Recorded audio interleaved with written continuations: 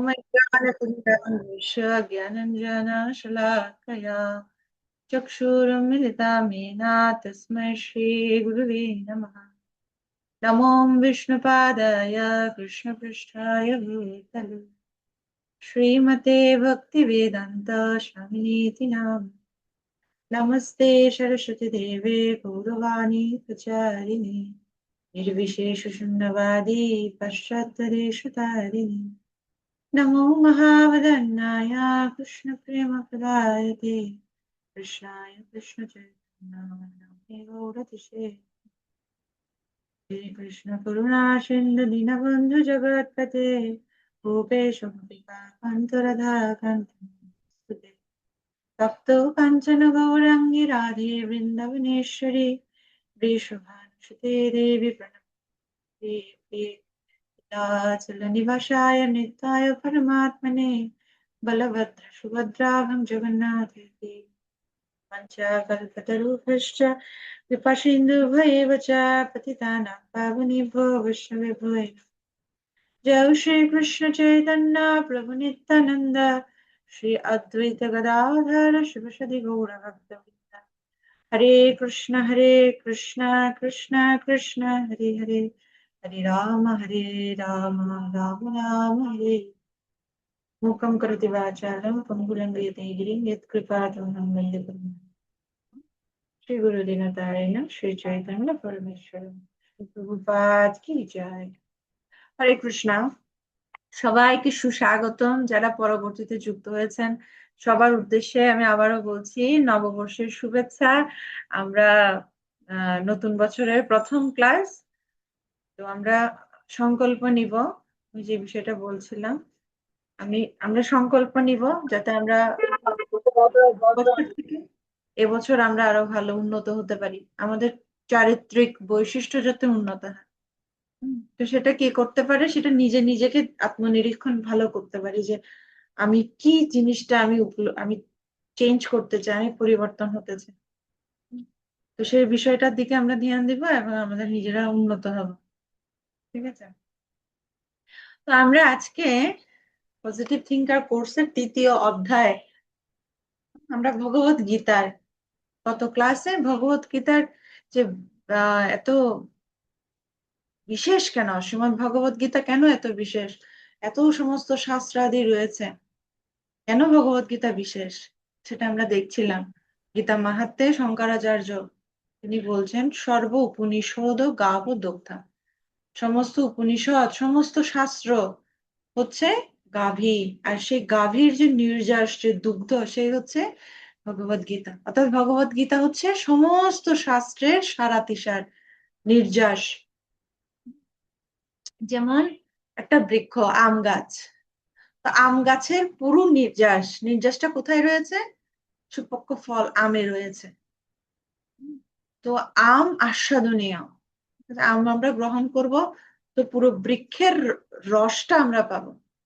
কিন্তু আমরা আম গাছের ছাল চাবালে আমরা কোনো রস পাবো না। ঠিক আছে, তো সেজন্য আমরা ভগবত গীতাকে অধিক গুরুত্ব প্রদান করি, কেননা ভগবত গীতা হচ্ছে সমস্ত শাস্ত্রের সারাতিসার, শাস্ত্রে বর্ণনা করা হচ্ছে। ওকে, তারপর বলা হচ্ছে মলিনে মোচনম পুংসাম জল স্নানম দিনে দিনে সকৃত গীতা অমৃত স্নানম সংসার মলনাশন। আমাদের প্রতিদিন ভগবত গীতা অধ্যয়ন করা উচিত। বুঝি না বুঝি, অনেক সময় তাৎপর্য কিছু অংশ আমরা না বুঝতে পারি, আমরা শ্লোক কিছু না বুঝতে পারি, অনুবাদ না বুঝতে পারি। সেজন্য শিল প্রভুপাদ এত কৃপা পরবশ হয়ে শব্দার্থ ভেঙে ভেঙে দিয়েছেন, তাৎপর্য প্রদান করেছেন বিভিন্ন আচার্যদের ভাষ্য অনুসারে, যাতে আমরা বুঝতে পারি যে ভগবত গীতায় কি বলছেন কৃষ্ণ।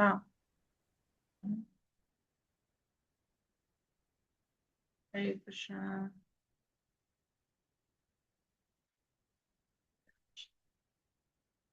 হরে কৃষ্ণ।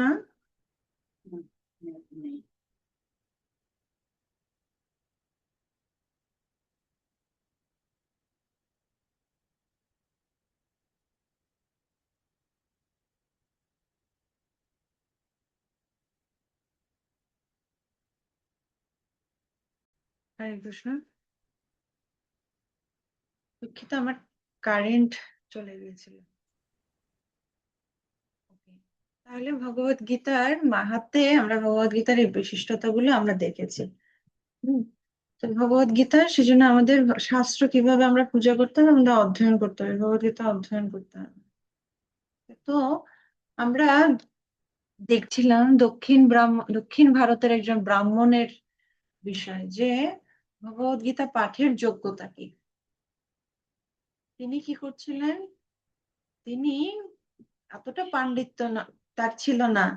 তিনি ভগবত গীতা দর্শন করে তিনি ক্রন্দন করতেন, তার হৃদয় বিগলিত হতো এটা দর্শন করে যে কৃষ্ণ অর্জুনের রথের সারথি হয়েছেন। হ্যাঁ? তো তিনি শুদ্ধ শুদ্ধ বিচার না করে গুরু আজ্ঞা মেনে তিনি ভগবত গীতা পড়তেন। এই জন্য আমরা যাতে অনেক বেশি পাণ্ডিত্যের জাহির করার জন্য ভগবত গীতা অধ্যয়ন না করি, ভগবত গীতা হচ্ছে আমাদের হৃদয় পরিশুদ্ধতার জন্য। হম। ভগবত গীতার ভাব হচ্ছে কি, যোগ্যতা হচ্ছে কি, অর্জুনের মতো মনোভাব সহকারে আমাদের ভগবত গীতা অধ্যয়ন করতে হবে, এটা হচ্ছে যোগ্যতা। এই বিষয়গুলো আমরা দেখেছি, ঠিক আছে। তো আজকে আমরা দেখব যে শ্রীমদ্ ভগবত গীতা বাস্তব না প্রতীকী। আপনাদের বইয়ে আপনারা আশা করি রিডিং পড়েছেন, এটা পড়া ছিল, যতটুকু গত ক্লাসে আলোচনা হয়েছে আপনারা পড়েছেন। তাহলে ভগবত গীতা কি বাস্তব সত্য না প্রতীকী? এই জগতের লোকেরা অনেক সময় ভগবত গীতাকে কি হিসেবে নেয়, যে না এটা একটা রূপক, এখানে রূপক অর্থে ব্যবহার করা হচ্ছে, এটা এমনিতে এমন একটা একটা ধর্মগ্রন্থ, আমরা সম্মান করবো, শ্রদ্ধা করব, কিন্তু এখানে কথাগুলো হচ্ছে রূপ, এগুলো বুঝার তো প্রচেষ্টাই করে না।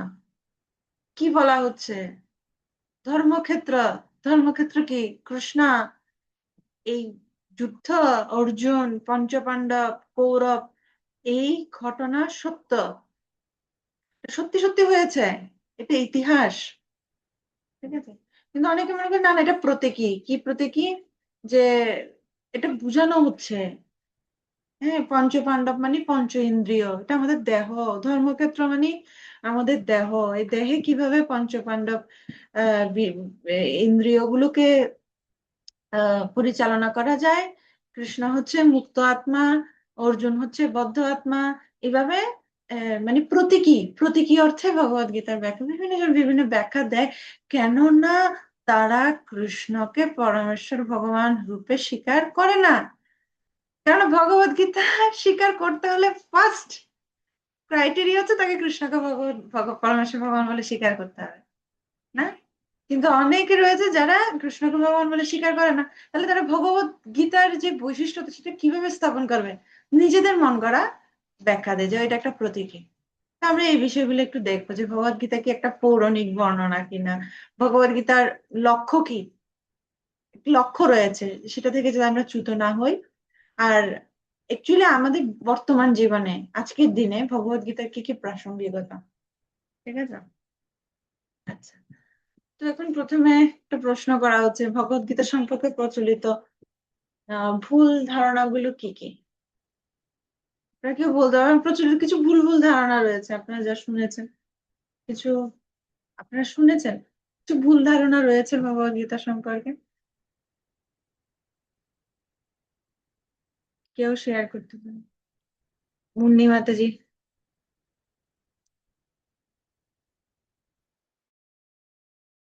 হরে কৃষ্ণ মাতা। ওই যে যেটা যে আপনি বলেছেন যে দেহ হচ্ছে কর্মক্ষেত্র বা কুরুক্ষেত্র, তারপর পঞ্চেন্দ্রিয় হচ্ছে পাঁচজন পাণ্ডব, তারপর আরেকটা যেটা ওই যে অর্জুন অর্জুন বদ্ধ জীবাত্মা, এগুলাকে নির্দেশ করছে। আবার বলছে যে গীতা একটা সাধারণ ব্যক্তি মুখের থেকে শোনা, মানে কৃষ্ণকে ওরা একজন সাধারণ আমাদের মতো জড়জীব মনে করতেছে, যে আমরা যেমন জড় জগতে অধীনে, তো ভগবানকেও কৃষ্ণকে বলছে যে যে আমাদের মতো, যে যেহেতু আমাদের মতো জন্মগ্রহণ করেছেন, উনিও ঠিক আমাদের মতো একজন সাধারণ ব্যক্তি। হরে কৃষ্ণ মাতা, এতটুকুই বুঝেছি। হ্যাঁ, আর কারো কাছ থেকে কিছু শুনেননি? আর কেউ অদ্ভুত অদ্ভুত কোনো কথা শুনেননি? আর কেউ কিছু শেয়ার করতে চান, কিছু শুনেছেন ভগবত গীতা সম্পর্কে, ভুল ধারণা। আমি একবার শুনছিলাম, আমার একজন দাদা ছিল নাস্তিক। তিনি বলছেন, আরে এগুলো হচ্ছে মহাপুরুষ, মানে কাল্পনিক ইথিক্স, মানে কিছু উম কি রয়েছে, কিছু বই রয়েছে না, যেমন গ্রিক, যে গ্রিক সাহিত্য, সেখানে এক একজন হিরো, এগুলো কাল্পনিক, গ্রিক চরিত্রগুলো কাল্পনিক, গ্রিক রাজা আরে কৃষ্ণ হচ্ছে একটা কাল্পনিক চরিত্র। হ্যাঁ, তো সে কাল্পনিক চরিত্র, তো সেজন্য বাবা কাল্পনিক ভাবে সেগুলো বর্ণনা করা হচ্ছে। ঠিক আছে। তা আবার বলা হচ্ছে যে, আরেকজন বলছে যে না না, কৃষ্ণ ছিল যে রাজা, একটা স্বাভাবিক রাজা, যে কিভাবে সম্রাট অশোক, হ্যাঁ, এভাবে শাসন করেছে না, বিভিন্ন জন রাজারা শাসন করেছে, কৃষ্ণ ছিল একজন রাজা। তো ও কি করছে, ও এ, ইয়া খাটিয়েছে, আধিপত্য খাটিয়েছে, আধিপত্য খাটিয়ে ও বইগুলো লিখিয়েছে, যে লিখো আমার নামে এইভাবে এইভাবে করে লিখো। ঠিক আছে, বিভিন্ন ধরনের ইয়ে রয়েছে। হ্যাঁ, অন্তরা মাতাজি কিছু শুনেছেন, বলুন, কি ভুল ধারণা হরে রয়েছে? কৃষ্ণ। আমি হচ্ছে ছোটবেলা থেকে একটা কথা শুনে আসতেছি, সেটা হচ্ছে গীতাকে সুন্দর করে কাপড়ে মুড়িয়ে আসনে রাখতে হবে। এটা মানে বিশেষ কোনো, যদি তুমি একদম পারফেক্টলি পড়তে না জানো, এটা পড়া যাবে না শ্লোক ছাড়া। শ্লোকটা একদম পারফেক্টলি পড়তে হবে, না এটা পড়লে তোমার অপরাধ হবে। তার কারণে আমরা কখনো ভয়ে গীতাই ধরতাম না মাঝে মধ্যে যে এভাবে তো আমি পড়তে পারি না, তাহলে গীতা কেন পড়বো। আর একটা শুনেছি, যেটা হচ্ছে বলছে যে গীতা যে কৃষ্ণের মুখ নিঃসৃত বাণী, সেটা আমরা কিভাবে বিশ্বাস করবো, কারণ এখানে তো ভগবান বলছে, কৃষ্ণ তো বলে নাই। সেটা মানে আমি ছোটবেলা থেকে শুনতেছি, আসলে এখন বুঝতে পারতেছি যেগুলো। হরে কৃষ্ণ মাতা কত প্রণাম। ভুল ধারণা রয়েছে। হ্যাঁ, গীতা, আরে গীতা পড়ে না, গীতা শুধু লাল সালু দিয়ে বেঁধে রেখে ফুল দেয়, ফুল তুলসী দেয়। ঠিক আছে, আমিও ছোটবেলায় দেখতাম আমার জেঠিমা ওই যে গীতা লাল একটা শালু দিয়ে বেঁধে ওখানে প্রতিদিন ফুল তুলসী ওই ইয়ার মধ্যে দিতাম। এ, ঋতু দীপেশ্বরী মাতাজি হ্যান্ডরেস করেছিলেন, হ্যাঁ। হরে কৃষ্ণ মাতাজি। ছোটবেলা থেকে মানে আমি নিজেও করতাম এরকম, মানে গীতাটা হাতে নিয়ে পড়তে পড়তে হাত ব্যথা হয়ে যাইতো, মানে কোথাও রাখা যাবে না, এটা হাতে নিয়ে পড়তে হবে বা পবিত্র কোনো জায়গায় নিতে হবে। কিন্তু যখন ওই গীতা চ্যাম্পিয়নশিপে আমি যুক্ত হলাম, তখন যেদিন আমি পরীক্ষা দিতে গেলাম, দেখলাম সবাই গীতা নিয়ে আসছে আর স্কুলের বেঞ্চে নিয়ে পড়ছে সবাই। পরে জিজ্ঞেস করলাম যে এটা এভাবে নিয়ে পড়ছে, পরে থেকে আমি আমার পড়ার টেবিলে রেখে পড়ি। হরে কৃষ্ণ। বিভিন্ন, থ্যাংক ইউ, বিভিন্ন ভুল ধারণা রয়েছে। ঠিক আছে, এটা পড়া যাবে না, ঠিক আছে, এটা ছুতে নেই, এটা হুম, এটা ছোঁয়া যাবে না, এটা সবাই পড়তে পারবে না, যেগুলো হচ্ছে ভুল ধারণা। আচ্ছা, এখন আমরা দেখি ভগবদ গীতার কোনো কি নয়, ওই রূপক নয়। এখানে বলছেন যে আমাদেরকে ভগবদ গীতার আক্ষরিকত্ব গ্রহণ করতে হবে না, আমরা প্রয়োজন সাধন কিছু রূপকত্ব গ্রহণ করতে পারি। এটা এটা ভুল। এটা সত্যি হচ্ছে কি, কুরুক্ষেত্রের ময়দানে এই 5,000 বছর আগে সত্যি সত্যি যুদ্ধ হয়েছিল, সেটা প্রমাণ রয়েছে, কুরুক্ষেত্র এখনো আছে, সে কুরুক্ষেত্র রয়েছে, পাণ্ডবরা ছিল, এই যুদ্ধ হয়েছে, ভগবান ভগবদ গীতার জ্ঞান সরাসরি অর্জুনকে বলেছেন।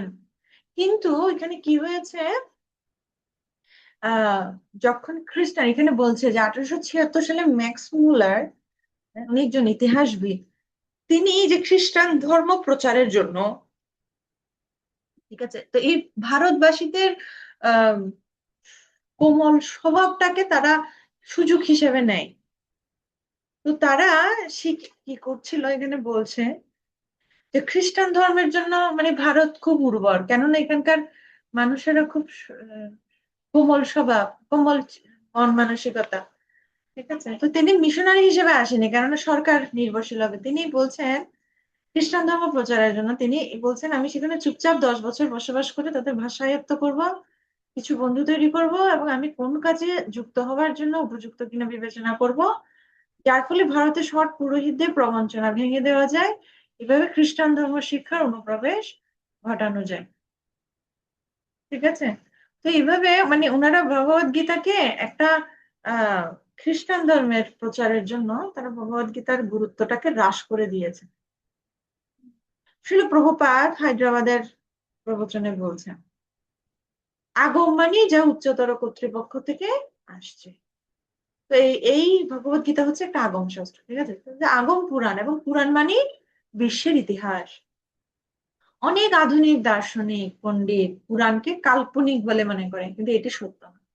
এ সকল পুরাণ হচ্ছে বাস্তব ইতিহাস। পুরাণ মানে অনেক পুরানো। ভগবদ গীতা 2য় অধ্যায় 20 নং শ্লোকের রেফারেন্স দিচ্ছে, নিত্য শাশ্বত অয়ং পুরাণ। হিন্দিতে একে পুরাণ বলা হয়। পুরাণ মানে পুরাতন ইতিহাস, কেবল এই জগতের নয় বরং সমগ্র বিশ্ব ব্রহ্মাণ্ডের। তো এই যে পুরাণ, এই যে আগম পুরাণ হচ্ছে ভগবদ গীতা, শ্রীমদ্ ভাগবতম আদি শাস্ত্রগুলো হচ্ছে পুরাণ। তো এই পুরাণ মানে এগুলো বাস্তব ইতিহাস, কোনো কাল্পনিক কোনো কিছু নয়, সত্যি সত্যি। হ্যাঁ, তো রামায়ণ এবং মহাভারত কাল্পনিক নয়, ঠিক আছে? তো এটা সত্যিকারে হয়েছে। রামায়ণ এবং মহাভারত হচ্ছে বাস্তব ইতিহাস, যা বাস্তবে সংঘটিত হয়েছিল এবং অত্যন্ত যত্ন সহকারে লিপিবদ্ধ হয়েছিল। এবং মহাভারতের একটি অংশই হচ্ছে এই গীতা। এটা কোথায় হয়েছিল? কুরুক্ষেত্রে হয়েছিল। তো সেই কুরুক্ষেত্রে জ্যোতিষ্বরে সংগঠিত হয়েছিল, সেটা এমনকি আজ পর্যন্ত পূজিত হচ্ছে সেই কুরুক্ষেত্র ধাম, সেই কুরুক্ষেত্র ধাম রয়েছে। এবং রামায়ণ এবং মহাভারত কোনো কাল্পনিক নয়। তো অনেকে বর্তমান জগতে কিসের সাথে তুলনা করছে? অনেকে বলছে যে না না, এ হচ্ছে কি, যেমন হ্যারি পটার, মানে কৃষ্ণের এই সমস্ত কিছু লীলাকে তারা কিসের সাথে তুলনা করছে? যে হ্যারি পটার, তারপর কি হচ্ছে, সুপারম্যান, ব্যাটম্যান, এরকম তুলনা করছে, কাল্পনিক। কিন্তু অ্যাকচুয়ালি সুপারম্যান, ঠিক আছে, সুপারম্যান করেছে, কোনো একটা কাজ করেছে, সেটার কোনো প্রমাণ রয়েছে? কোথাও পাওয়া গেছে সুপারম্যানের কোনো কীর্তিকলাপ, নিদর্শন? কিন্তু এই যে ভগবান কৃষ্ণচন্দ্র, ভগবান রামচন্দ্র যা যা করেছেন, এখনো তার নিদর্শন রয়েছে। সমুদ্রের নিচে পুরো দ্বারকা নগরী পাওয়া গেছে, পুরো দ্বারকা নগরী। এবং রাম সেতু, ভগবান যে রামচন্দ্র যে রাম সেতু নির্মাণ করেছিলেন, সেই পাথর এখনো রয়েছে ম্যাপে, সেই সেই ব্রিজের নিদর্শন রয়েছে, সেই বৃন্দাবন ধাম এখনো আছে, এর এর প্রমাণ রয়েছে। আমরা এখন একটু একটা ভিডিও দেখি, যে সে পাথর, এটা পাথর, শক্ত পাথর, রাম রাম সেতুর পাথর, হ্যাঁ, রাম লিখা পাথর কিভাবে ভাসছে। ওকে, আপনারা দেখুন। হ্যাঁ, দেখা যাচ্ছে, আশা করি দেখা যাচ্ছে। মাতাজি, আপনারা দেখতে হ্যাঁ পাচ্ছেন? হ্যাঁ, আমাকে দেখা হ্যাঁ। যাচ্ছে।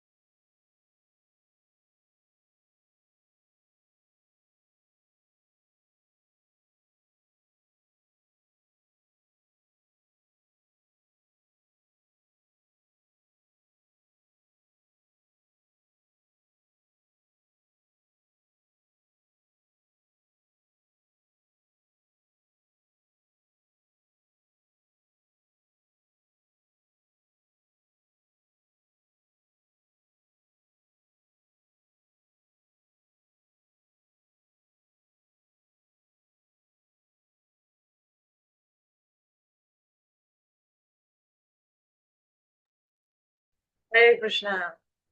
কি দেখা গেল? সেই রাম লেখা পাথর ভাসছে, কিন্তু অন্য একটি পাথর কিন্তু ডুবে যাচ্ছে। আপনারা দক্ষিণ ভারত পরিক্রমায় গেলে সেই দর্শন করতে পারবেন, এগুলো দর্শন রয়েছে। ঠিক আছে, দর্শনীয় স্থানগুলো রয়েছে, তাহলে এখনো রয়েছে, এখনো নিদর্শন রয়েছে না? তো এই এই হচ্ছে ইতিহাস, এই হচ্ছে বাস্তব ইতিহাস, এমন নয় যে কাল্পনিক। ঠিক আছে। তো যেমন এই যে এখানে ম্যাপ রয়েছে, কুরুক্ষেত্র কোথায় রয়েছে, হ্যাঁ, তো এই এখনো বর্তমানে এই স্থানটা সরাসরি রয়েছে, আপনারা চাইলে দর্শন করতে পারেন। এই যে কুরুক্ষেত্রে এই যে সেখানে রথ রয়েছে, এই যে অর্জুন কৃষ্ণের রথ, এটা এটা হচ্ছে কুরুক্ষেত্রের ছবি আপনাদেরকে এখন দেখানো হচ্ছে। কুরুক্ষেত্র ধাম কি জয়, এই সেই কুরুক্ষেত্র ধাম। আপনারা ছবিতে দর্শন করুন, আপনারা সরাসরি নিশ্চয়ই আপনাদের যাওয়ার সৌভাগ্য হবে। ঠিক আছে। আচ্ছা, তো এই যে এই ভগবান রামচন্দ্র সেতু নির্মাণ করেছেন, ভগবান রামচন্দ্র লঙ্কা বিজয় করেছেন, এই যা যা লীলাবিলাস চিত্রকূট পর্বতে, অযোধ্যায়, সমস্ত কিছু সত্যি সত্যি ভগবান রামচন্দ্র এই লীলাবিলাস গুলো করেছেন।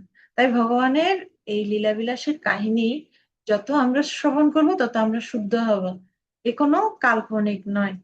ঠিক আছে, এ বাস্তব ইতিহাস। এই যে পাথরটা আসছে, ঠিক আছে। আচ্ছা, তো সেজন্য আমাদের, সেজন্য প্রথমে কি করতে হবে, আমাদের ভগবানের ভগবত্তাকে স্বীকার করতে হবে, শ্রীকৃষ্ণচন্দ্র ভগবান যে পরমেশ্বর ভগবান, তো স্বীকার করতে হবে। ঠিক আছে। তো তারপর গিয়ে আমরা সেটার ভগবত গীতাকে গ্রহণ করতে পারবো। হ্যাঁ? তো এখানে বলা হচ্ছে এর পরের টপিক যে ভগবত গীতার লক্ষ্য থেকে চ্যুত হবে না। তো ভগবত গীতার লক্ষ্য কি? ভগবত গীতার লক্ষ্য হচ্ছে শ্রীকৃষ্ণকে জানা, শ্রীকৃষ্ণ পরমেশ্বর ভগবান শ্রীকৃষ্ণই হচ্ছে ভগবত গীতার মূল বিষয়বস্তু। হুম। তা আচ্ছা, একটা বিষয় বলছে যেটা অন্তরা মাতাজি প্রসঙ্গটা আনছিলেন, যে লোকে প্রশ্ন করে না এটা কৃষ্ণ বলেন, এখানে তো ভগবান উবাচ বলেছে, কৃষ্ণ উবাচ তো বলা হয়নি, রাইট? তো কৃষ্ণ উবাচ বলা হয়নি, এটাই প্রমাণ, এটাই সেজন্য বলা হচ্ছে না, সঞ্জয় এই জন্যই বলছেন না, কারণ এটা প্রমাণ করার জন্য যে কৃষ্ণ ভগবান, সেজন্য কৃষ্ণ উবাচ বলছে না, ভগবান উবাচ বলছে। কেননা কুরুক্ষেত্রের যুদ্ধে গীতার জ্ঞান অর্জুনকে কৃষ্ণই দিয়েছিল, কৃষ্ণ ছাড়া আর কেউ দেয়নি। তো সেজন্য কৃষ্ণ উবাচ বলবে, তো কি হবে? তো কৃষ্ণ বলেছে, কৃষ্ণ তো ভগবান নয়। সেজন্য সঞ্জয় সম্ভ্রম সহকারে নাম ধরছেন, তাকে সম্বোধন করছেন ভগবান উবাচ, কারণ পরমেশ্বর ভগবান হচ্ছে কে? কৃষ্ণ।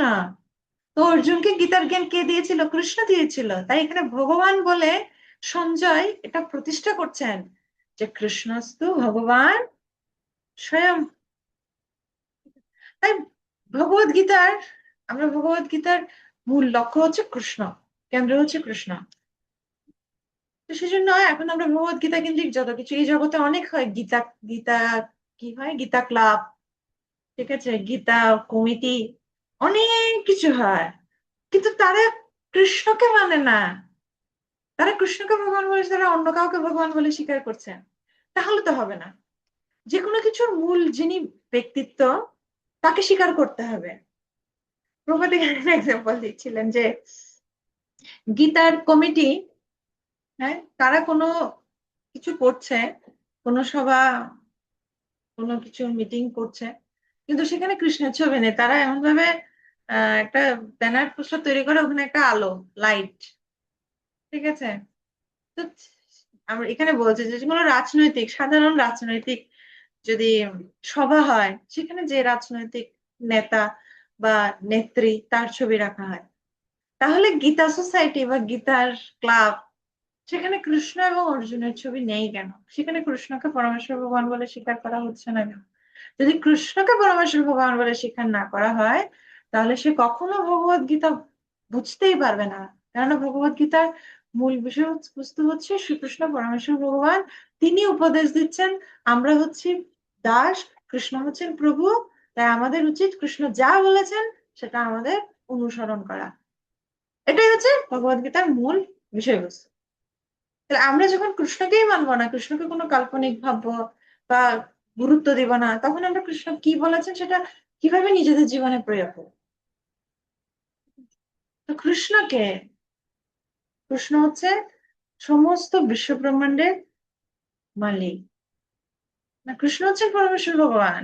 কৃষ্ণ কোনো সাধারণ সুপারম্যান নয়, ঠিক আছে, এই যে কার্টুন চরিত্র বা ডোরিমন নয়, হ্যাঁ, যেগুলো কাল্পনিক চরিত্র। কৃষ্ণ হচ্ছেন স্বয়ং পরম পুরুষোত্তম ভগবান। আমরা বই একটু দেখবো, আপনারা উম, বইটা ওপেন করছি।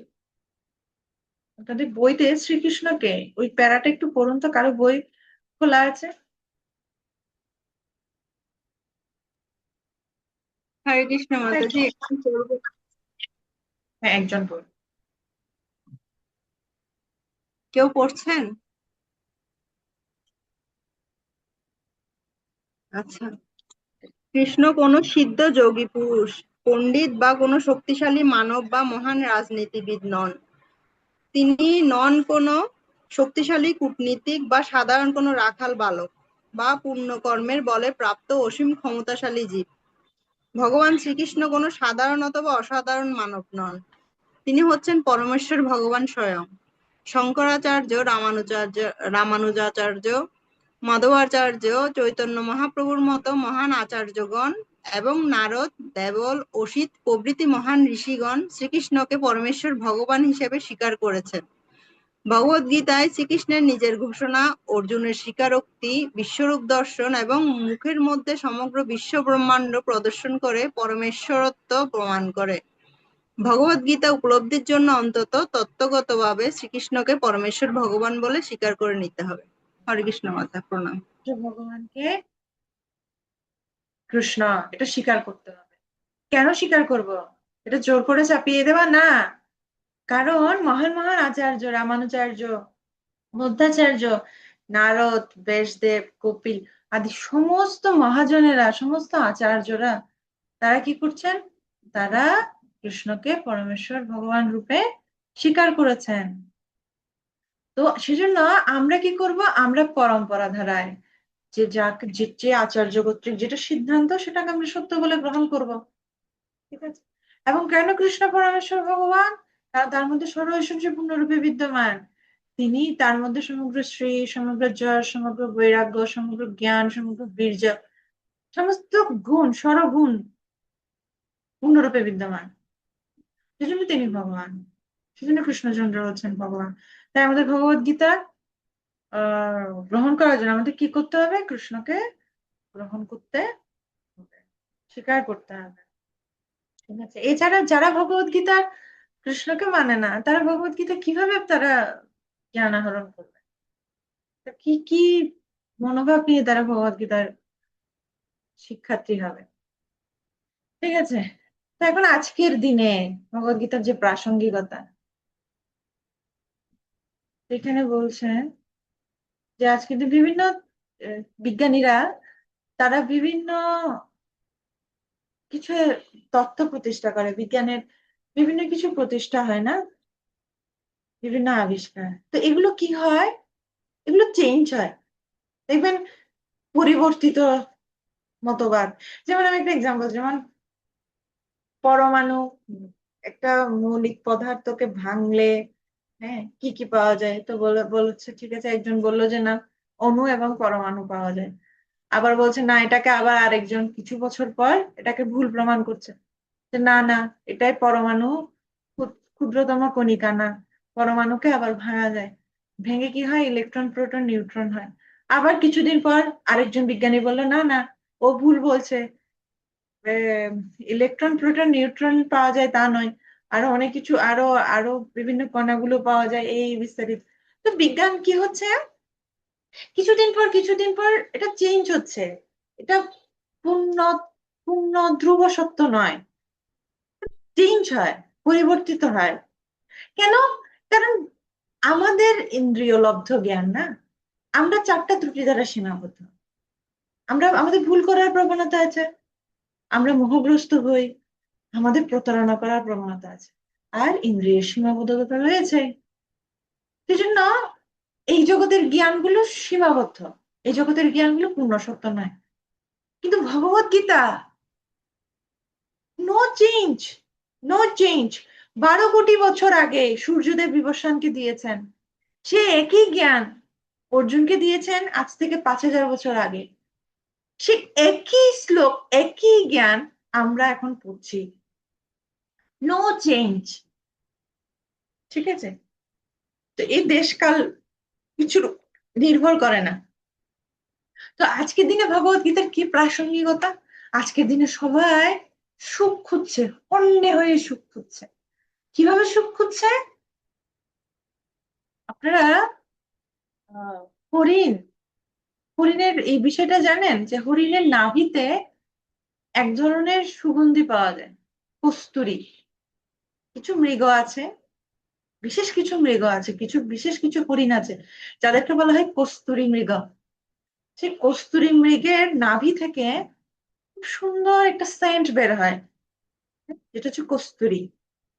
তো সেই সুগন্ধিতে পুরো বন মানে একদম সুবাসিত হয়ে যায়, এত সেন্ট। আর সেই হরিণ, সে পাগল হয়ে যায়। সে চিন্তা করে কোথায় থেকে এত সুন্দর সেন্ট, কোথা থেকে এত সুন্দর সেন্ট। সে পাগলের মতো ঘুরতে থাকে, কিন্তু সে জানে না সেই সেন্টটা কোথা থেকে আসছে, তার নিজের নাভি থেকে। তো এই জগতে আমরা সুখ, কোথায় সুখ, কোথায় সুখ, কি করলে সুখে থাকবো? আমরা দেহকে সুখ দেওয়ার জন্য টিভি, মোবাইল, কম্পিউটার, মোটর, আমরা সবকিছু করছি। কেউ জাস্ট সুখে থাকার জন্য সিরিয়াল গুলো দেখছে যেগুলো কোনো অর্থ নেই, কোনো মিনিং নেই। কে 10 তলা বিল্ডিং থেকে পড়ে গিয়েও বেঁচে যাচ্ছে, নায়ক এসে ধরে ফেলছে, এট এ টাইম নায়ক চলে, এগুলো কোনো বাস্তবতার সাথে কোনো মিল নেই।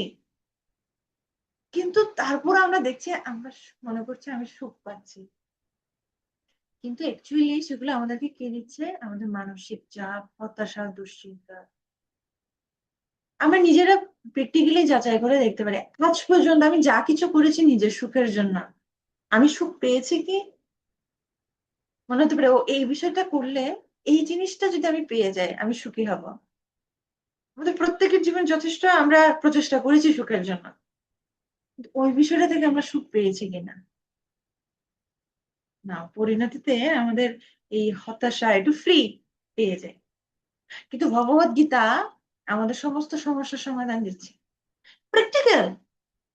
আমাদের একজন মহারাজ রয়েছেন, তিনি খুব অল্প বয়সে সন্ন্যাস পেয়েছেন। মহারাজের নামটি নিতে মনে আছে, কেশব, কেশব স্বামী মহারাজ ভক্তি। ওকে, এনিওয়ে। তো তিনি তিন গীতা মানে এই এই একটা কার্যক্রম শুরু করেছেন। তো তারা কি করে, যে বিভিন্ন পাশ্চাত্যের দেশ, তারা ভগবত গীতার সাথে অতটা পরিচিত না, যে কোনো র্যান্ডমলি তারা যে কোনো মানুষের কাছে যায়। তো তো যে কোনো মানুষ কাছে বলে যে জানেন, আপনার যে কোনো প্রশ্নের উত্তর এই ভগবত গীতাতে আছে, এই বইয়ে আছে। তখন ওরা একটা চ্যালেঞ্জ হিসেবে নেবে, ওকে ঠিক আছে। তখন ও বলে যে আমার প্রশ্ন হচ্ছে এটা, আমি আমি মানসিক ভাবে খুব কষ্ট পাচ্ছি, বা সাপোজ আমার সম্পর্ক খারাপ হচ্ছে, বা যে কোনো বিষয়, সে যে বিষয়টার মধ্য দিয়ে যাচ্ছে, সে সেই প্রশ্ন করে। আর র্যান্ডমলি আর সে প্রভু ভগবত গীতা থেকে খুলে, এবং তার এক্স্যাক্টলি সেই প্রশ্নের উত্তর ভগবত গীতায় আছে। এবং যখন তাৎপর্য থেকেও পড়ে শোনায়, ওরা র্যান্ডম পার্সন, ওরা কোনো শ্রদ্ধাবান নয় বা ভগবত গীতা সম্পর্কে কিছু জানে না, কিন্তু ওরা অবাক হয়ে যায় যে এক্স্যাক্টলি ওদের প্রশ্নের উত্তর এই ভগবত গীতায় আছে, ওদের সমস্যাটার সমাধান ভগবত গীতায় আছে। তো ভগবত গীতা খুব প্র্যাকটিক্যাল। আমাদের সব সমস্যা, আমরা ক্রোধ নিয়ন্ত্রণ করতে পারছি না, সেটার জন্য কি করে? ভগবত গীতায় আছে। আমরা রিলেশনশিপ খারাপ যাচ্ছে, পারস্পরিক রিলেশনশিপ খারাপ যাচ্ছে, সেটার জন্য কি করব? সেটার জন্য আছে। ঠিক আছে? তো আমাদের প্রত্যেকটা বিষয়ের সমস্যার সমাধান ভগবত গীতায় রয়েছে। আমরা ভগবত গীতা অধ্যয়ন করব, আর নিজেরা আমরা সেটা উপলব্ধি করতে পারবো। যেমন সরি, সব মহা বড় বড় ব্যক্তিত্ব তারা ভগবত গীতার খুব ভূয়সী প্রশংসা করেছেন না? আমরা মহাত্মা গান্ধীর একটা কোটেশন জানি যে যখনই হতাশা আমাকে ঘিরে ধরে, আমি তখন শ্রীমদ্ ভগবত গীতার আশ্রয় গ্রহণ করি, আর আমি হতাশার মধ্যে আমি আশার আলো খুঁজে পাই। এই হচ্ছে ভগবত গীতা, যেটা মহান মহান ব্যক্তিরা তারা আশ্রয় গ্রহণ করেছেন। এবং ভারতের প্রধানমন্ত্রী নরেন্দ্র মোদী, তিনি সবাইকে ভগবত গীতা গিফট করেন। যত রাষ্ট্র পর্যায়ের বড় বড় রাষ্ট্র প্রধানমন্ত্রী, প্রেসিডেন্ট যারা কেউ আসেন বাইরের দেশ থেকে, তিনি শ্রীমদ্ ভগবত গীতা গিফট করেন। এবং তিনি বলেছেন যে এর থেকে বড় কিছু আমার দেওয়ার নেই, এবং এর চাইতে বড় কিছু আমার থেকে নেওয়ার মতো অন্য কোনো কিছু নেই। এটাই হচ্ছে সবচাইতে বড় গিফট, হচ্ছে শ্রীমদ্ ভগবত গীতা। তো সেজন্য আমাদের কি করা উচিত, আমাদের শ্রীমদ্ ভগবত গীতা পড়া উচিত। আমরা আমাদের শ্রীমদ্ ভগবত গীতার আলোকে আমাদের জীবনটা গড়া উচিত। কেননা ভগবত গীতা হচ্ছে ম্যানুয়াল। তো ম্যানুয়াল মানে এই অনুসারে আমাদের পরিচালিত হওয়া উচিত, যে কৃষ্ণকে আমরা ভালোবাসি, কৃষ্ণ কি কি চায় এটা হচ্ছে ভগবান, কৃষ্ণ আমাকে কিভাবে দেখতে চায় সেটা হচ্ছে ভগবত গীতা। তো সেই জন্য আমরা ভগবত গীতা অধ্যয়ন করব, আর ও কৃষ্ণ এটা চায়, এটা আমি হব, এটা আমি করব, আমার আমার চরিত্রকে আমি এভাবে করব, তখন আমি কৃষ্ণের প্রিয় হব। তো সেভাবে আমরা ভগবত গীতা এটা পুস্তক না, এটা হচ্ছে আমাদের জীবন। আমাদের জীবনটা যাতে পুরো ভগবত গীতা হয়, ভগবত গীতার প্রত্যেকটা শ্লোকের প্রয়োগ যাতে আমরা ব্যক্তিগত জীবনে করতে পারি, এই প্রচেষ্টা করব। শুধু পড়ার আছে পড়বো, মানে এটা পড়লে পুণ্য হয়, পড়ে ফেললাম, এক অধ্যায় পড়ে ফেললাম গড় গড় করে, মাত্র পড়ে ফেললাম, পুণ্য হয়ে গেল, অনেক পুণ্য। না, ভগবদ্গীতার আরাধনা করার যথার্থ পন্থা এটা নয়। ভগবদ্গীতাকে আমাদের ব্যক্তিগত জীবনে প্রয়োগ করতে হবে, আমাদের গ্রহণ করতে হবে ভগবদ্গীতাকে। ঠিক আছে? তো হরে কৃষ্ণ। শ্রীমদ্ ভগবদ গীতা কি জয়। তো আপনাদের কারো কোনো প্রশ্ন আছে, কোনো মন্তব্য একটু বলতে চান? আচ্ছা, কারা কারা বর্তমানে ভগবত গীতা অধ্যয়ন করছেন, মানে রানিং চলছে, বর্তমানে অধ্যয়ন করছেন?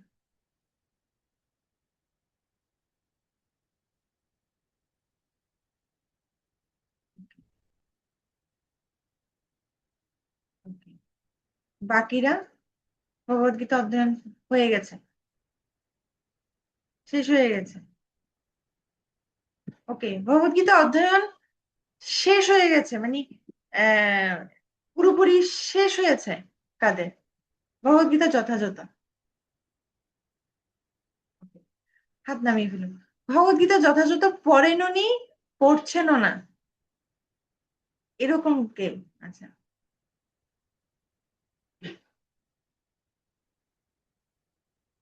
ভগবত গীতা পড়েনও নি কখনো যথাযথ, ভগবত গীতা যথাযথ কথা বলছি, আমি যখন ভগবত গীতা বলছি মানে ভগবত গীতা যথাযথ কথা বলছি, তাৎপর্য সহকারে। আপনারা পড়েনও নি, এখন পড়ছেনও না। এই বন্যা, তুমি তো পড়েছো, পড়ছো এখন, হাত কেন তুলেছো?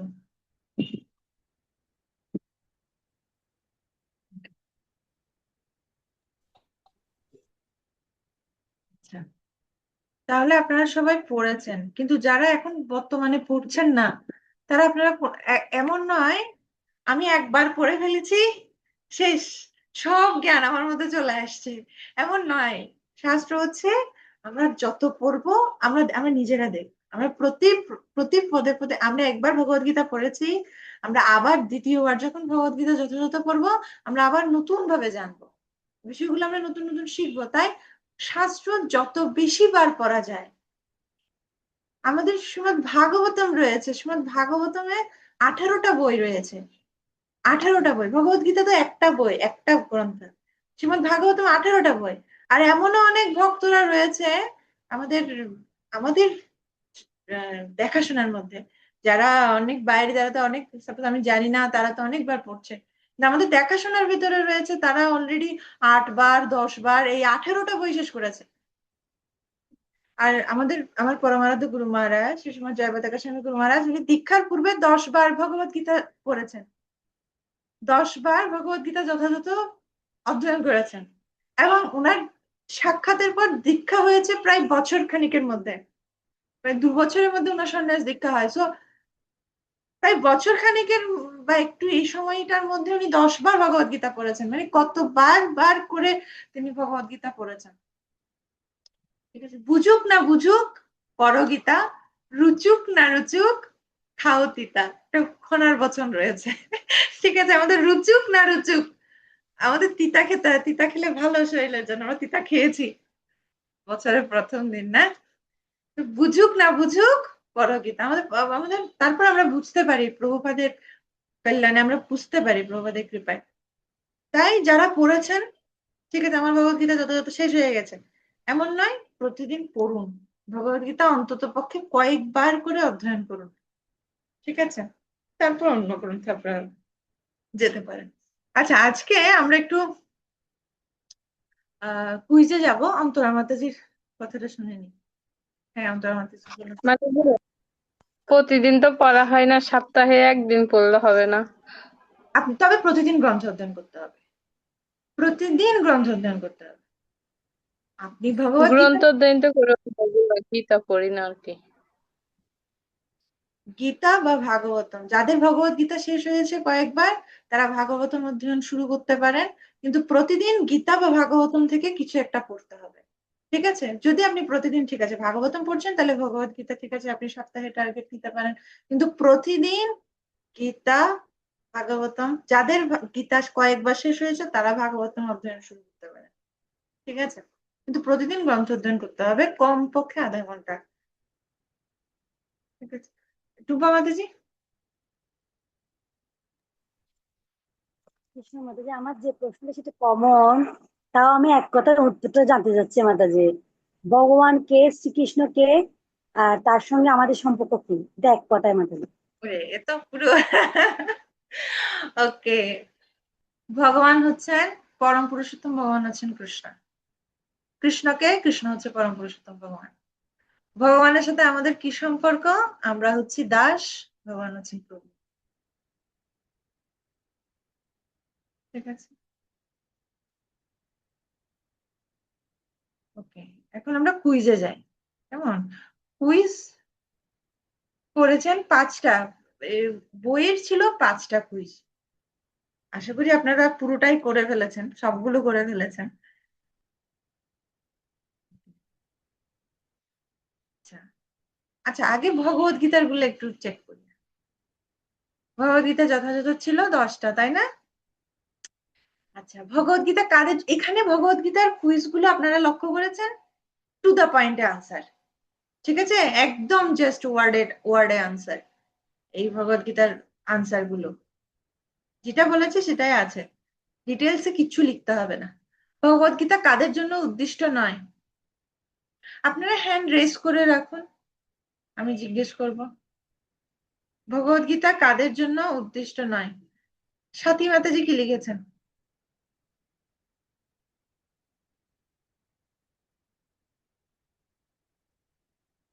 স্বাতী মাতাজি।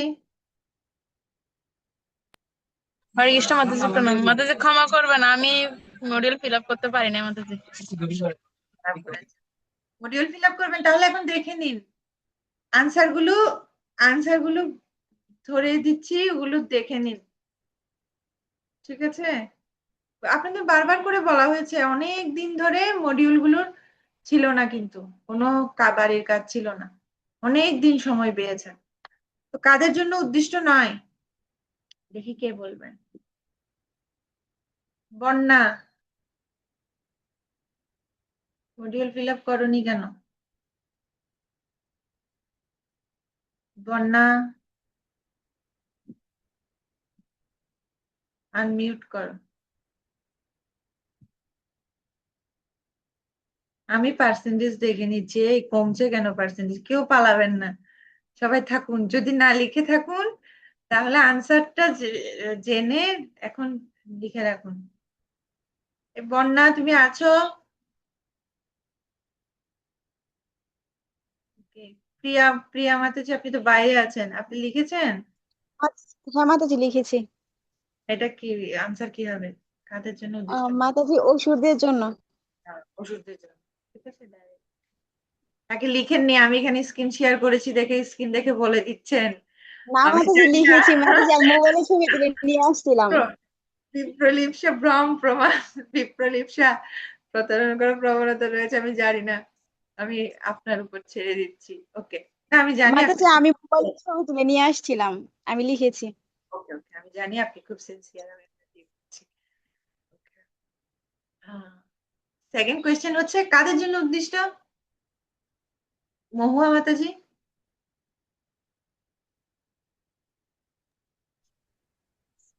হ্যাঁ মাতাজি, আমি লিখেছি ভগবত গীতা কাদের জন্য উদ্দিষ্ট। ভগবত গীতা মূলত রাজর্ষিদের জন্য উদ্দিষ্ট, অর্থাৎ যারা গুরু শিষ্য পরম্পরা ধারায় অভ্যন্তরে। ওকে, ঠিক আছে, কিন্তু রাজস্বীদের জন্যই উদ্দিষ্ট, ঠিক আছে, এটুকুই আনসার, একদম টু দা পয়েন্টে আনসার আছে। তৃতীয় প্রশ্ন হচ্ছে কিসের উপর ভিত্তি করে আমরা বলতে পারি যে মনে হয় গীতার উদ্দেশ্য হারিয়ে গেছে? জয়শ্রী মাতাজি আনসার বলুন, এটা কি লিখেছে? 3 নম্বর প্রশ্নের উত্তর। জয়শ্রী মাতাজি। গুরু শিষ্য পরম্পরা দ্বারা বিচ্ছিন্ন হয়ে গেছে। হ্যাঁ, কিসের উপর যারা গুরু পরম্পরা দ্বারা যদি বিচ্ছিন্ন হয়ে যায় তখন হয়ে গেলে সেটাই তো হচ্ছে যে মন গীতার উদ্দেশ্য হারিয়ে গেছে। ঠিক আছে, এখানে আছে দেখুন। আচ্ছা, চতুর্থ প্রশ্ন হচ্ছে জাগতিক পণ্ডিতেরা ভগবত গীতার ব্যাখ্যা লেখার নামে কি করছে? স্নিগ্ধা লিখেছে। হরে কৃষ্ণ মাতাজি প্রণাম। জাগতিক পণ্ডিতেরা ভগবত গীতার ব্যাখ্যা লেখার নামে ব্যবসা করছে। হ্যাঁ, ভালো ব্যবসা জাকিয়ে বসে, ভালো ব্যবসা করছে। হ্যাঁ, right answer, to the point answer. Okay, আচ্ছা, 5 প্রশ্ন হচ্ছে অসুরদের স্বভাব কিরকম, কোনটি আসরিক প্রবৃত্তি? জ্যোতি মাতাজি কি লিখেছেন?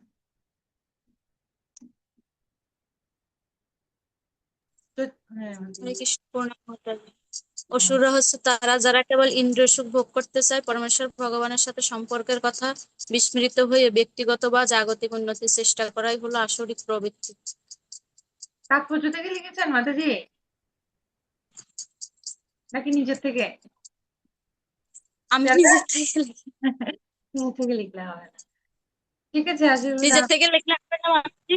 না না, তাৎপর্য থেকে লিখবেন। এই প্রশ্নগুলো তাৎপর্য থেকে লিখবেন। যেগুলো অধ্যায় ভিত্তিক প্রশ্ন ওগুলো যা ক্লাস থেকে যা শিখেছেন সেখান থেকে নিজের ভাষায় লিখবেন।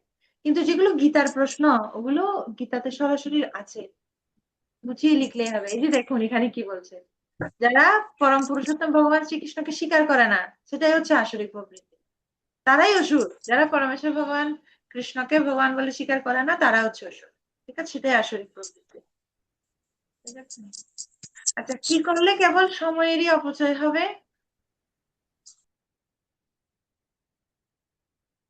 জয়া মাতাজি কি লিখেছেন?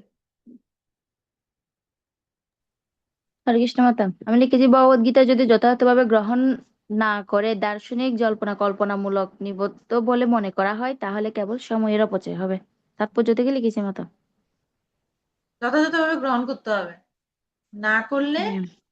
সময়ের অপচয়। 7 হচ্ছে মানব সমাজের প্রতি ভগবানের আশীর্বাদ কোনটি? নমিতা মাতাজি আছেন? মাতাজি নমিতা মাতাজি। হরে কৃষ্ণ মাতাজি, আছি। মডিউল গীতারটা ফিল আপ করতে পারি নাই, এমনি পার্ট 2 এর ওইটা 10টা করছি। আচ্ছা, হরে কৃষ্ণ মাতাজি। হ্যাঁ বন্যা। মাতাজি আমি বলবো, আমি শুনতে পাচ্ছিলাম মাতাজি, আপনি ডাকতেছেন কিন্তু আমার ফোনে অটো কাজ করে তো আমি আনমিউট করতে পারতেছিলাম। আচ্ছা আচ্ছা, লিখেছো তুমি, ফিল আপ করেছো? হ্যাঁ মাতাজি। হ্যাঁ, তাহলে এটার আনসার দাও, ভগবানের আশীর্বাদ কোনটি? ভগবদ গীতা হচ্ছে মানুষের প্রতি ভগবানের আশীর্বাদ। ভগবদ গীতা, ঠিক আছে, টু দা পয়েন্ট আনসার। 8, ভগবান কেন অর্জুনকে ভগবদ গীতার গ্রহীতা হিসেবে মনস্থ করেছিলেন? মাতাজি শোনা শোনা যাচ্ছে? হ্যাঁ, আমি শুনতে পেয়েছি, তোমার আনসার ঠিক আছে, তুমি তুমি এখন মিউট করো, ঠিক আছে। এটার আনসার কে দিলেন? রিম্পি মাতাজি লিখেছেন?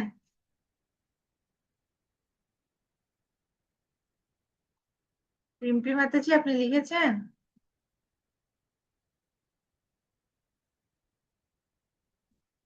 হ্যাঁ মাতাজি আনমিউট করুন তো। রিম্পি মাতাজি আপনি আনমিউট করতে পারবেন? হরে কৃষ্ণ মাতাজি, আমি লিখেছি।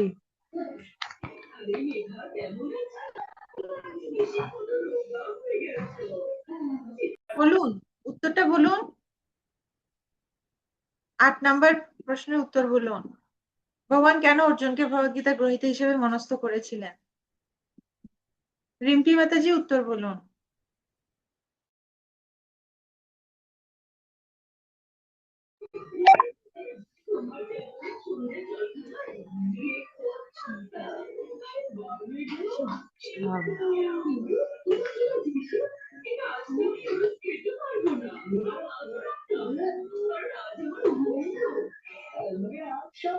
রিম্পি মাতাজি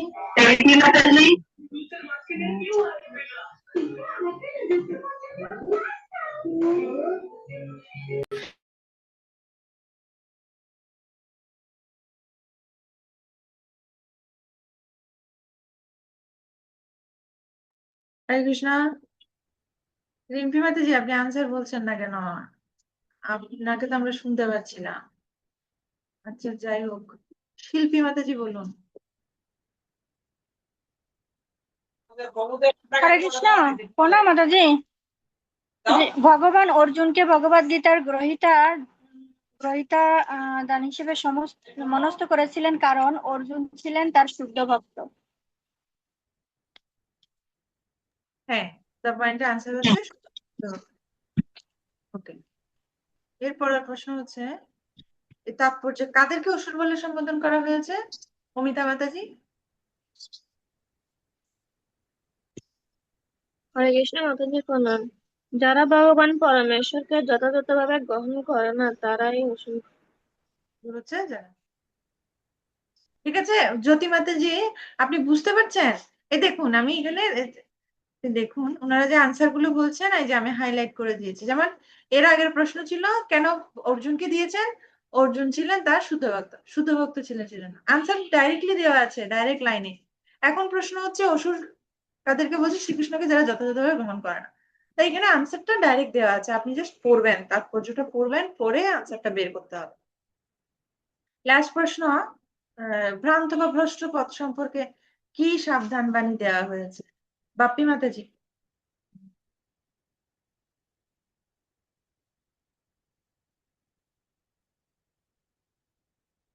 হ্যাঁ মাতাজি আমি এগুলা করি নাই, আমি 8 পর্যন্ত করছি।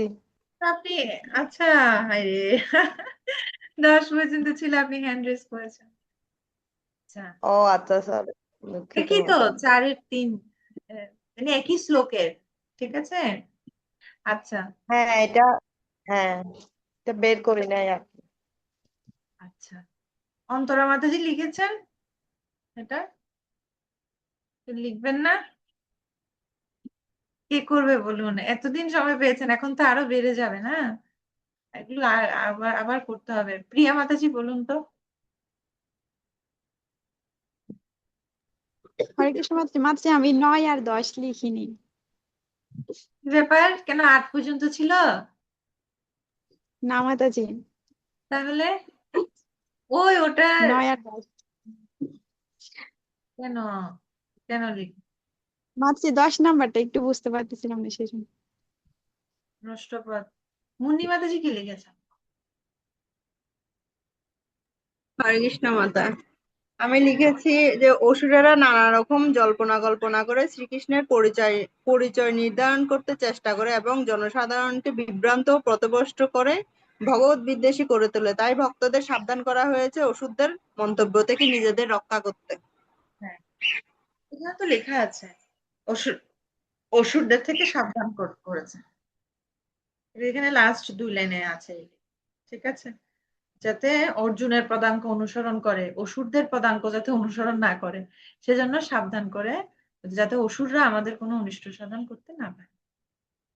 ঠিক আছে, এটাই হচ্ছে সাবধান বাণী, ঠিক আছে। আচ্ছা এই 5টা এখন হচ্ছে যে অধ্যায় ভিত্তিক 5টা। গীতা মাহাত্ম্য হতে গাভী, রাখাল এবং গোবৎসের উপমা বিশ্লেষণ করুন। এখানে টু দা পয়েন্টে, বেশি কিছু লিখবেন না। কে গাভী, কে রাখাল কে গোবৎস, ঠিক আছে, কি উপমা দেয়া হয়েছে, ব্যাস এটুকুই হচ্ছে আনসার। দেখি স্নিগ্ধা কি লিখেছো? স্নিগ্ধা ভগবদ গীতা হলো সমস্ত উপনিষদের আহ সারথি সার। তা ঠিক একটি গাভীর মতো। রাখাল বালক রূপে প্রসিদ্ধ ভগবান শ্রীকৃষ্ণ এই গাভীকে দহন করেছেন। অর্জুন যেন গোবৎসের মতো, এবং শুদ্ধ ভক্তরা গীতের সেই অমৃতময় দুগ্ধ পান করে থাকেন। ঠিক আছে, এটুকু পারফেক্ট। কে গাভী কে রাখাল কে গোবৎস, এই বিষয়টা আসলে হচ্ছে। তারপর সেকেন্ড প্রশ্ন হচ্ছে গীতা মাহাত্ম্য অনুযায়ী একক শাস্ত্র, একক ভগবান, একক মন্ত্র এবং একক বৃত্তি। একক শাস্ত্র কি, একক ভগবান কি, মানে জাস্ট টু দা পয়েন্ট, এই যে যে বিষয়গুলো বলছে। দীপাঙ্কিতা মাতাজি লিখেছেন। দীপাঙ্কিতা মাতাজি তার মাহাত্ম্য অনুযায়ী এক এক শাস্ত্রে একক ভগবান, একক মন্ত্র এবং একক বৃত্তি কি কি? মাতাজি আমি লিখছি যে হচ্ছে সবকিছুর সমস্ত বিশ্ব চরাচরে একক ভগবান হন পরমেশ্বর শ্রীকৃষ্ণ।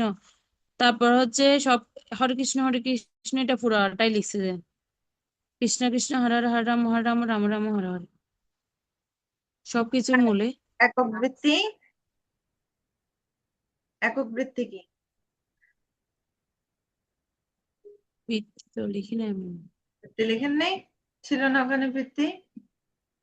বৃত্তি হচ্ছে ভগবানের সেবা, ঠিক আছে। একক শাস্ত্র, একক ভগবান, একক মন্ত্র এবং একক বৃত্তি, চারোটাই আছে, ঠিক আছে। একক শাস্ত্র হচ্ছে শ্রীমদ ভগবদ গীতা, একক ভগবান হচ্ছে দেবকী পুত্র কৃষ্ণ, একক মন্ত্র হচ্ছে হরে কৃষ্ণ মহামন্ত্র, হরে কৃষ্ণ কৃষ্ণ কৃষ্ণ হরে হরে, হরে রাম রাম রাম হরে হরে। আর একক বৃত্তি হচ্ছে সেই পরমেশ্বর ভগবানের সেবা, কৃষ্ণের সেবা, হচ্ছে একক বৃত্তি।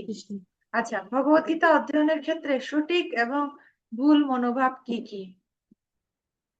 টুম্পা মাতাজি কি লিখেছেন?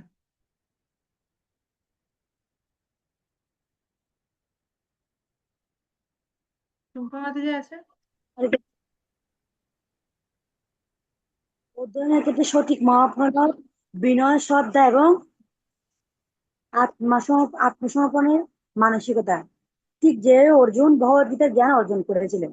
আর ভুল মহাপ হলো একে কেবল সাধারণ ধর্মীয় জ্ঞান, শ্রদ্ধাহীন নিছক তর্কের ক্ষেত্রে পাঠ করা, এটাকে জড় বিচার বুদ্ধি দ্বারা অধ্যয়ন ও উপলব্ধি করা।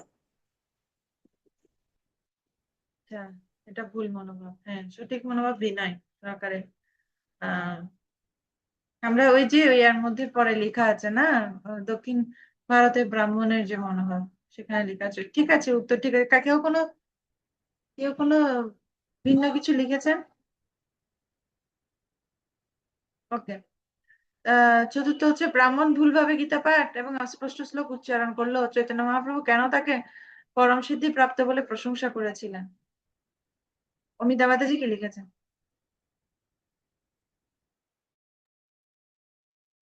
হরে কৃষ্ণ মাতাজি, শ্রী চৈতন্য মহাপ্রভু তাকে আলিঙ্গন করে এবং তাকে বলেন যে গীতা পাঠ পূর্ণতা অর্জন করেছে। তার এই পূর্ণতা বিশ্ববিদ্যালয়ে লক্ষ লক্ষ ডক্টরেট ডিগ্রি থেকে অনেক বেশি। ভগবানের এই অমরত্ব প্রমাণ করে যে জড় বিচার বুদ্ধি দ্বারা গীতা অধ্যায় ও উপলব্ধি করা যায় না। গীতার এই জ্ঞান অবশ্যই পরম্পরা ধারায় আগত আচার্যগণ হতে শিক্ষা লাভ করতে হয়। এটাই হচ্ছে একমাত্র উপায়, অন্যথায় গীতা অধ্যয়ন হচ্ছে পূর্বশ্রম। কেন তাকে পরম সিদ্ধি প্রাপ্ত বলে বর্ণনা করেছেন? ওই প্রথমে যতটুকু বলেছেন অতটুকু লিখলেই হবে, ঠিক ঠিক আছে। আছে মাতাজি। আচ্ছা, ওকে। আচ্ছা, লাস্ট 5 হচ্ছে দুর্যোধনের ভ্রান্তি কি ছিল? মাথায় গিয়ে বসছে। এটা ভ্রান্তি ছিল না, কি ভ্রান্তি ছিল বলুন? দুর্যোধনের ভ্রান্তি কি? জয়শ্রী মাতাজি বলুন লাস্ট। শ্রীকৃষ্ণকে পরমেশ্বরত্ব সম্পর্কে অজ্ঞ ছিলেন। হ্যাঁ, শ্রীকৃষ্ণের পরমেশ্বরত্ব সম্পর্কে অজ্ঞ ছিলেন। নমিতা মাতাজি কি লিখেছেন এটার প্রশ্নের উত্তর? একটু জিজ্ঞেস করি। মাতাজি আমি নমিতা মাতাজি, নমিতা মাতাজি, দুর্যোধনের ভ্রান্তি কি ছিল? নমিতা মাতাজি আছেন?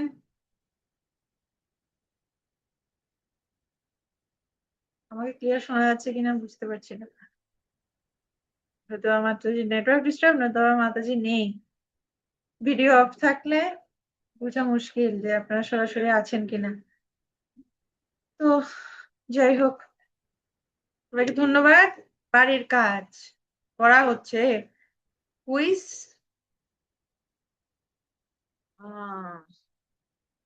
কুইজ ক বিভাগ পুরো, ঠিক আছে, মানে 10টা। এরপর হচ্ছে খ বিভাগের 2টো। সবাই সবকিছু পূরণ করবো, ঠিক আছে, যদিও বিবাহিতদের জন্য বলা হচ্ছে, যারা অবিবাহিত আছেন তারাও পূরণ করবেন। সমাজে প্রচলিত ভগবত গীতার বিভিন্ন অপভাষ্যগুলো কি কি চিন্তা করে লিখবেন, যেগুলো আমাদের আজকে ক্লাসে আলোচনা হয়েছে। কিভাবে আপনি সেগুলোকে প্রতিহত করবেন, ঠিক আছে, যেহেতু আজকে ক্লাসে আলোচনা হয়েছে, লিখতে সুবিধা হবে, তাড়াতাড়ি লিখে ফেলবেন। আমরা শ্রীকৃষ্ণকে কেন পরমেশ্বর ভগবান রূপে বরণ করব, ঠিক আছে। আর 6 থেকে 10 প্রশ্ন, আর হচ্ছে খ বিভাগের 2টো প্রশ্ন, ঠিক আছে।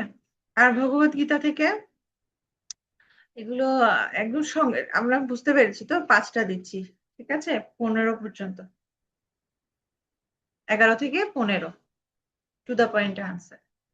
তো যারা মডিউল ফিল আপ করছেন না, অনেক হিউজ অ্যামাউন্ট জমে যাচ্ছে, ঠিক আছে, তাই দ্রুত মডিউলটা ফিল আপ করবেন, ঠিক আছে। নিপা মাতাজি কোথায়? নিপা মাতাজি আছেন? নেই। আছেন? নিপা পাল নেই, এই যে পালিয়েছে, ধরা পড়েছে, ঠিক আছে। আচ্ছা, তো আপনারা সবাই ফিল আপ করবেন, ঠিক আছে। আরে মাতাজি আমি আসলে, হরে কৃষ্ণ, হ্যাঁ মাতাজি আসলে শোনা যায় না আমার মোবাইলে, কত থেকে কত দিয়েছিলেন? হ্যাঁ, আমি আমি যদিও লিখে দিব, তারপরেও বলছি। গীতার কুইজ, গীতার কুইজ হচ্ছে সবগুলো ভ বিভাগের 2টো সহ, ঠিক আছে। আচ্ছা। মানে 5টা তো আগে ছিল, এখন 6 থেকে 10, আর খ বিভাগের 2টো। আর ভগবত গীতার কুইজ 5টা, 11 থেকে 15, ঠিক আছে। এখানে আমরা রাখছি। হরে কৃষ্ণ হরে কৃষ্ণ কৃষ্ণ কৃষ্ণ হরে হরে, হরে রাম রাম রাম। জগদ্গুরু শ্রীলা প্রভুপাদ কি জয়। প্রভুপাদ কি জয়।